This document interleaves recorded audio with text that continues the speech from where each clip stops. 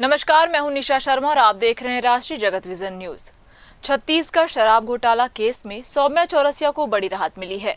Chhattisgarh high court ने पूर्व मुख्यमंत्री भूपेश बघेल की पूर्व डिप्टी सेक्रेटरी सौम्या चौरसिया को जमानत दी है। हालांकि कोर्ट ने कुछ शर्तें भी रखी है, जिसके बाद सौम्या की तत्काल रिहाई संभव नहीं है। नमस्कार, मैं हूं निशा शर्मा और आप देख रहे हैं राष्ट्रीय जगत विजन न्यूज। छत्तीसगढ़ शराब घोटाला केस में सौम्या चौरसिया को बड़ी राहत मिली है। छत्तीसगढ़ हाईकोर्ट ने पूर्व मुख्यमंत्री भूपेश बघेल की पूर्व डिप्टी सेक्रेटरी सौम्या चौरसिया को जमानत दी है। हालांकि कोर्ट ने कुछ शर्तें भी रखी है, जिसके बाद सौम्या की तत्काल रिहाई संभव नहीं है। बचाव पक्ष के अनुसार कोर्ट ने स्पष्ट किया है कि जिस दिन इस मामले में चार्जशीट पेश की जाएगी, उसी दिन से जमानत प्रभावी मानी जाएगी।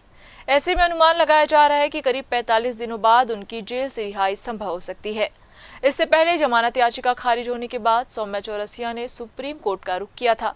9 फरवरी को सुप्रीम कोर्ट ने उन्हें पहले हाई कोर्ट जाने का निर्देश देते हुए मामले की प्राथमिकता से सुनवाई करने को कहा था, जिसके बाद हाई कोर्ट में सुनवाई हुई। सौम्या चौरसिया को इससे पहले कोयला घोटाला मामले में गिरफ्तार किया गया था, जिसमें उन्हें सुप्रीम कोर्ट से जमानत मिल चुकी है।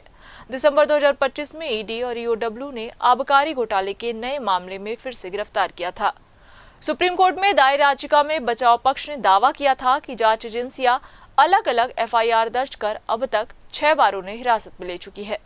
हालांकि सुप्रीम कोर्ट ने इस पर टिप्पणी करने के बजाय नियमित जमानत के लिए हाईकोर्ट जाने को कहा था। सूत्रों के मुताबिक जमानत मिलने के बाद उन्हें राज्य से बाहर रहने जैसी शर्तों का पालन करना पड़ सकता है। यदि अदालत की किसी भी शर्त का उल्लंघन होता है तो जमानत रद्द की जा सकती है। चार्जशीट दाखिल होने के बाद सौम्या चौरसिया औपचारिक रूप से जमानत पर रिहा होगी।